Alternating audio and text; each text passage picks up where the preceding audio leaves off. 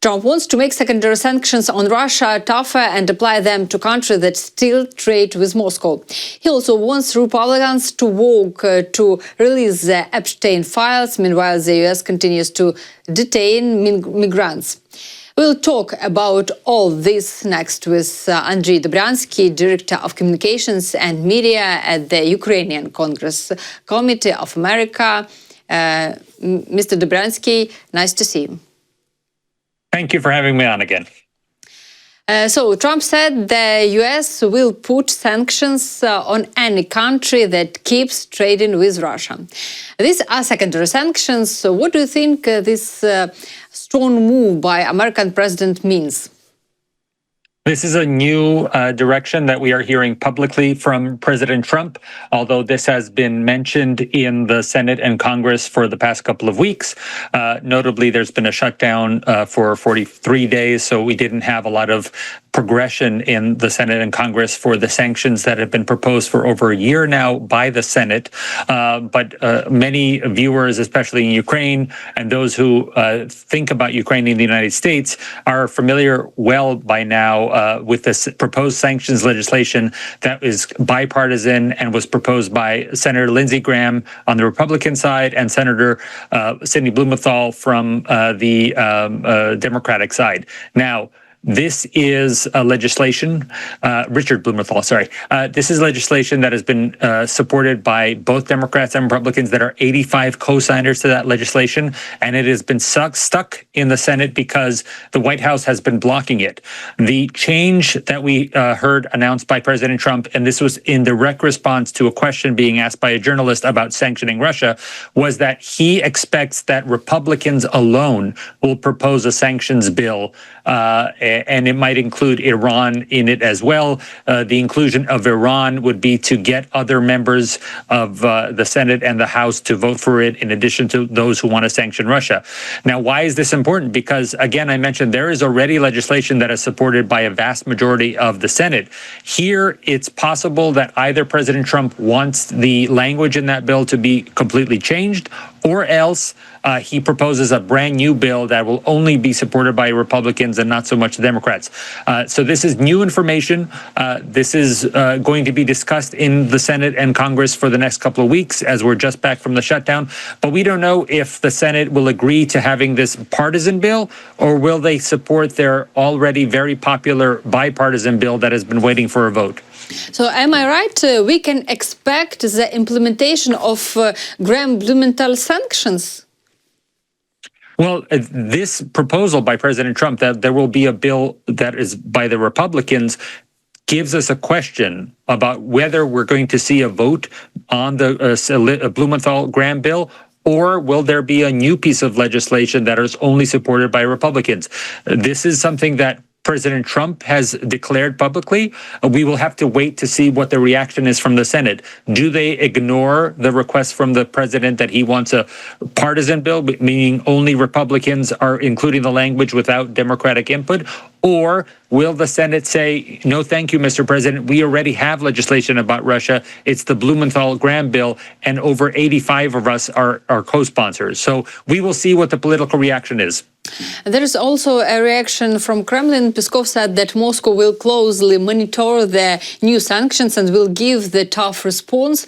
What exactly do they mean? How do you think by this so-called tough response? We have seen a lot of mentions of the tough response from Russia for some time, not just in response to the actions by the West after their genocidal invasion in 2022, but also after their invasion in 2014. This is something that the West has yet to see, and we specifically know that their economy is based more and more on the military invasion of foreign countries. So the fact that they would have some kind of economic response is laughable, given the fact that there's little to no economic trade going further. And frankly, they're reliant on the West for carve-outs in sanctions bills, including the carve-outs for allowing their astronauts to travel on U.S. space flights, including carve carve-outs for specific gas to certain countries, as well as the complete carve-out of sanctions on their agricultural exports. So they may want to talk tough, but in reality, they're very beholden to the sanctions regime of the West. Trump says he wants to see if Putin really wants peace. If he does, Trump is ready to meet with him. How do you think such a meeting, is it possible now, and under what conditions?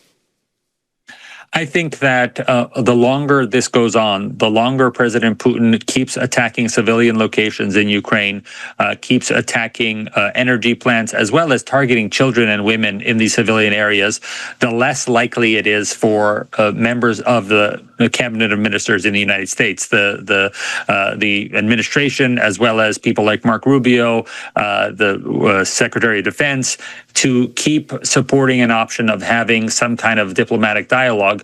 What needs to happen is what Ukraine agreed to. Ukraine agreed to back in March, over 240 days ago, to agree to a full ceasefire for 30 days. Russia has done nothing of that sort. And in fact, they have angered the White House because every time there's been a telephone call, Russia has insisted on bombing Ukraine on the same day. So until such time as Russia decides that it can pause its bombing of Ukraine, I don't think there's any progress for them to have an actual meeting.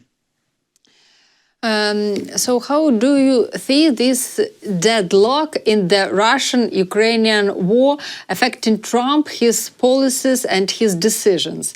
And could Trump at some point step away from this negotiations process and that I did everything I could and now I just I don't know, I'm done. Yeah, there are political thinking for the White House in terms of what their steps are forward. First and foremost, they have angered a lot of they put together a coalition that supported President Trump, and they are hoping that that coalition votes for them in the congressional elections and for the Senate in 2026. Unfortunately, there are major areas where they have disappointed that coalition. First and foremost, it's on the economy. President Trump promised the American people that he would lower prices, that people's salaries would go up. We have seen the opposite in this country, where the economy is slower, prices have gone up dramatically because of tariffs, and that is something that he has not delivered. We can also talk about the fact that there's a controversy about the Epstein files, that he has not delivered in terms of releasing them. Specifically on foreign policy, he has promised to put America first and not get involved in foreign wars. Now, we can discuss this in view of Ukraine, but let's mention that he is now escalating in a potential war on Venezuela. That is not something that his voters voted for. He has said publicly that he might go to war in Nigeria. He has already attacked Iran publicly. This is not what his coalition, again, a various group of former Democrats, independent voters, and Republicans that voted together to give him the majority. These people are coming apart. The coalition is coming apart because of all these different a lack of delivering on the promises by President Trump. The one interesting thing here is the question of how to help Ukraine, because we know that Ukraine was a big part of the political rhetoric before the election, where many Republicans and independent voters were talking about that we should spend less in Ukraine. It has completely changed after the election, that more and more of those same voters who voted for Trump are actually in support of helping Ukraine even more. So as for any political help that it would be for President Trump to remove himself from Ukraine, he would actually want to keep supporting Ukraine and pull away from Venezuela, Nigeria, and other places where the American public is not in favor of having military action. I'd like to ask you about Mark Rubio's position. Rubio said that sanctions wouldn't be tightened, but now we see that there might be a secondary sanctions. And how do you think, why did Rubio take this position a few days ago? And now Trump said that he really think about these secondary sanctions. It's Marco Rubio, now that he is the Secretary of State and also the acting National Security Advisor, he has taken the same position now, as opposed to when he was a senator, that every White House has taken, which is that the White House does not favor generally congressional sanctions. So this, again, you mentioned that this happened, the comments by Secretary Rubio were before President Trump's statements at the airport, where he was asked just in the last 24 hours about this, about congressional sanctions.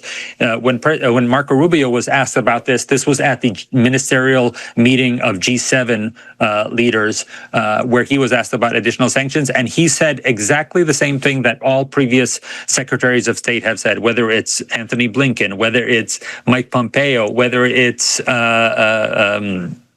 John Kerry after Ukraine was invaded in 2014. Every White House has said that we don't want the Congress to put sanctions. We have the authority as president to put sanctions on themselves. And so therefore, when Marco Rubio was asked about this, he was simply stating the position of the State Department and every previous administration, which is they would rather do sanctions themselves, because then they have the control of taking them off or putting them on or amending them very quickly, as opposed to having congressional sanctions, which requires votes to take them off or votes to amend them in the future. Why it is so important for them to keep this control on sanctions? It is a frustration for activists here in the United States. I've had meetings with various White House administrations where we have asked for additional sanctions in Congress, and Congress would keep saying that the White House will not sign it, they'll not sign it. It is simply a fundamental part of our government where one branch, the legislative branch, is in constant conflict with the executive branch as to who has final control and say over sanctions. This is actually being discussed at the Supreme Court in the last month in terms of tariffs, where it's very clearly stated in the Constitution that only Congress has the executive power, has the legislative power to enact tariffs. President Trump has pushed that to believe that since he has the ability to issue sanctions, that he also has the ability to tariff. So maybe in the Supreme Court ruling about tariffs, we'll have a better understanding about where executive power lies, and does the Supreme Court actually think that Congress should exert more power in terms of tariff sanctionings and regulating international trade. So I would like to talk with you next about the European politics and how do you think if Trump and Putin actually meet, and if this meeting happens in Budapest, how would it threaten the Viktor Orban's position within the country ahead of the elections? His country. Yeah, that's something for the country to figure out, given the fact that we have elections in Hungary scheduled for this year. However, I think the major question, and it remains, I was somebody who did not think that President Putin would travel to Alaska. We know that he did not travel to Istanbul earlier after promising President Trump that he would, or promising that Lavrov would travel to Istanbul. He also didn't travel.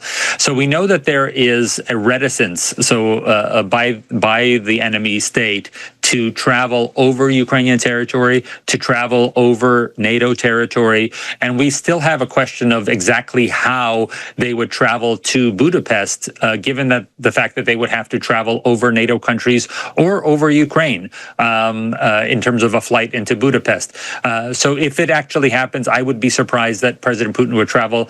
If, say, somehow they figured out a way to travel to Budapest and they agree to travel to Budapest, it is still a question of how that would affect the local elections. We know the enormous amount of foreign agents that Russia has within Hungary at the moment and has had for a very long time. In fact, due to the sanctions and expelling of foreign agents throughout Europe, Hungary has some of the largest concentration of Russian assets in all of Europe, because they're the only country that hasn't kicked them out to the level that other countries. So it'll be very interesting what kind of disinformation and propaganda their assets candidates in Hungary can put on the ground to the people before the visit of Putin. But it'll be very hard because there are so many people in Hungary who've known the horror that has happened in Ukraine. It is only the political tricks and rhetoric of Viktor Orban that has saved him. Is as far as domestic policy, less so his foreign policy is what gave him the victory in the last election. The reason why I'm asking specifically about Orban is that today he said supporting Ukraine is madness and that Putin will stop if he achieves his goals in Ukraine. This is very dangerous rhetoric, I think. At the same time, Trump calls Orban a great leader. Doesn't he hear these statements? President Trump calls Viktor Orban a great leader because he won his last election. The next time that he might lose an election, he will say he's not a great leader, or he will say that the election was stolen. Who knows? But President Trump is always very quick to support people who are popular, who have victories, and he will turn his back on those who lose elections. So I think for Viktor Orban, it's just as important for him to win his next election, not just for his political future, but also the future support of President Trump, as well as this large conservative movement that has done conferences and conventions in Hungary and has tried to bring the political leadership of Hungary together with the United States. If say Orban lost, we don't know what the future of that relationship would be in the future. So I would say to Viktor Orban's statement, it is his statement that is madness, and we will see what the people end up doing. Again, I believe firmly that it is his rhetoric about domestic policy in Hungary, his taxes, his pensions, his other policies for Hungarian voters, less so what they vote for is what happens in Ukraine, because I personally, having visited Hungary numerous times on my way to Ukraine since the beginning of the 2022 war, I understand how the regular Hungarian populace has been very supportive of Ukraine. They have welcomed Ukrainians into their homes. The schools of Ukrainian children in Hungary have been full because of the generous actions of local Hungarian citizens. So it's not necessarily the people that have this opinion, but they do keep voting for Viktor Orban because of the promises he makes on domestic policy. Yes, it's definitely that how you said about this, and I would like to talk with you about the relations between Ukraine and the United States. We can already see some warming in these relations. I am confident that the determination of Europeans to provide Ukraine with air defense system and fighter jets shows that the United States support this kind of assistance from Europeans to Ukrainians. How do you see this relationship between the US and Ukraine right now?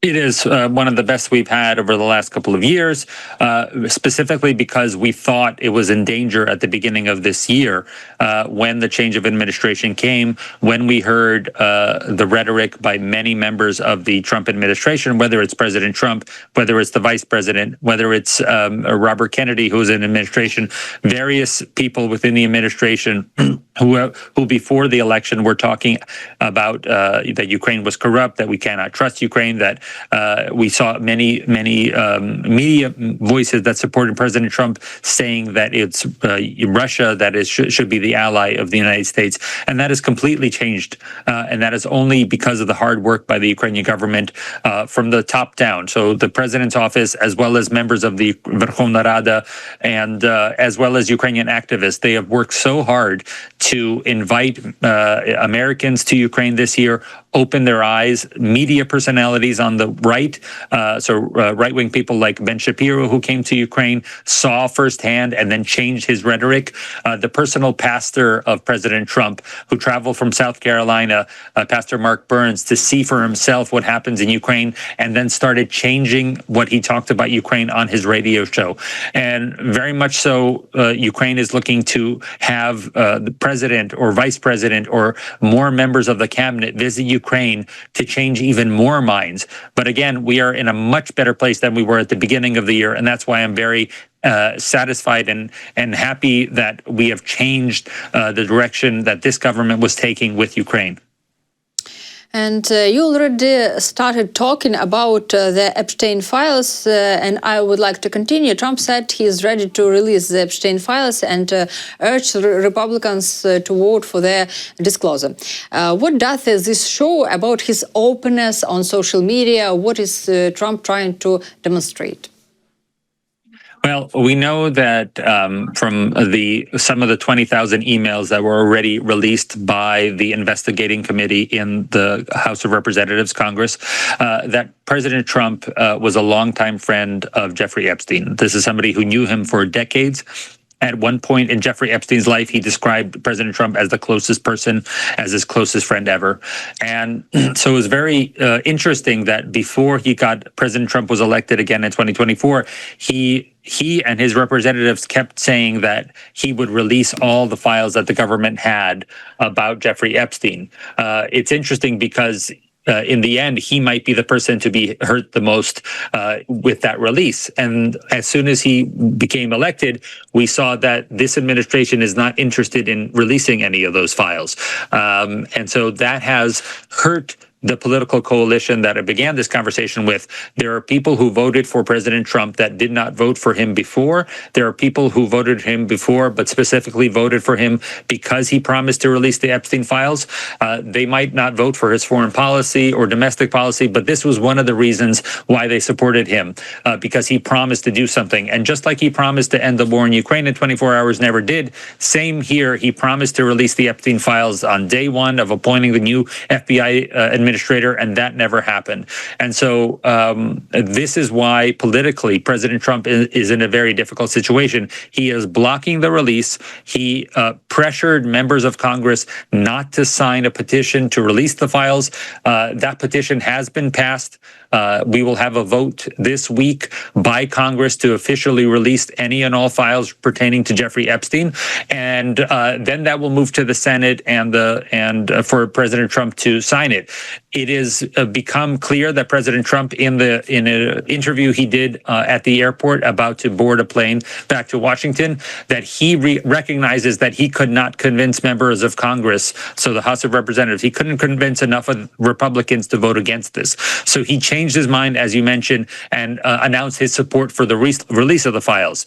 Now, we will see if that's his same strategy when the bill is passed in the House of Representatives, whether he says the same thing to the Senate or whether he does the same thing he did last week, which is pressure members of the Senate not to vote for this. So he has been going back and forth on what he supports, and the main reasoning behind this is that he will always go where there's popularity, because he realizes that he cannot afford politically to show that he has been defeated in Congress. And Republicans are preparing for the elections, as are the Democrats. What is the mood in American society regarding the upcoming elections? Can it be assessed already in any way? Yes, and because we saw these local elections in the beginning of November, and what we saw in the opinion polls after those elections, so the poll workers were asking questions after people left their polling. Who did you vote for? Why did you vote? Who did you vote for in the last election? And we saw a lot of people who voted for Trump before voting for Democrats. We saw an unbelievable change in many ethnic minorities, Hispanic and Latino voters who voted for Trump last time now have voted against him. People are speculating that's because of all the deportations that are happening. We see a lot of immigrant communities, many who are citizens, who are voting against President Trump because of the deportation activities. And then again, a lot of the broken promises. I mentioned before that there was a promise to release the Epstein files, and some people thought that was important. There was a promise to lower prices in the United States. That has not happened. There was a promise not to get involved in foreign wars, and we've bombed Iran. We've gotten involved deeper in the conflict in Gaza, and we are now threatening war with Venezuela and possibly Nigeria. All of these go towards breaking up the coalition that Donald Trump put together. Many libertarians who did not favor foreign wars, many economic populists that wanted prices to go down and their salaries to go up, many people who were conspiracy theory believers and interested in what happened with Jeffrey Epstein. That coalition is breaking apart, and for that reason, I think we'll see in the next few weeks, especially in January of 2026, whether there are Republicans who are deciding not to run for Congress again. They might see that that this incredible level of victories by Democrats in the local elections, these are mayors across the country that have been Republican for 20 years and now they're Democrats. They may think that that will translate into 2026, another wave of Democratic victories. And instead of losing their election, they might decide not to run at all for another term and retire from Congress. To conclude this conversation, I'd like to talk about migrants. Around 81 people were arrested in the last 5 days. This information from the media. Do you think the pressure on the migrants from the USA has increased? Yes, it's only increasing. President Trump passed a piece of legislation. The only major piece of legislation of his administration is the One Big Beautiful Bill, which increased the size of the immigration and enforcement officers in the United States to potentially be the largest law enforcement body, bigger than the FBI, bigger than other law enforcement agencies. It'll be immigration enforcement. We've already seen hundreds of personnel deployed to cities like Los Angeles, Chicago, and others. They have been going into small towns in the United States and apprehending people who have been in this country for 20 years. They've owned businesses. They've been an integral part of the community, and they have deported them. They have separated them from their children. This is having a very negative effect in the public polling. Many people, when they supported President Trump, thought that he was going to deport criminals, but what is happening is that they are deporting regular people who aren't criminals, no criminal record, business owners, people who are long members of the community and that people enjoy and like. And the fact that they are being deported and they're being hunted down by these ICE personnel with masks on in a very scary way. Many times this is happening at courthouses when ICE agents are standing at courthouses waiting for refugees to check in with a judge and make sure that they are complying with the law while they're in the United States. These ICE agents will arrest these people and send them away for deportation. So this is not something that the majority of the United States voted for, and I think this will have a political reckoning in 2026 as well. Mr. Dobriansky, I very appreciate you for this conversation. I'd like to remind our viewer that on this stream with me today was Andrij Dobriansky, Director of Communications and Media at the Ukrainian Congress Committee of America. Thank you. Thank you so much.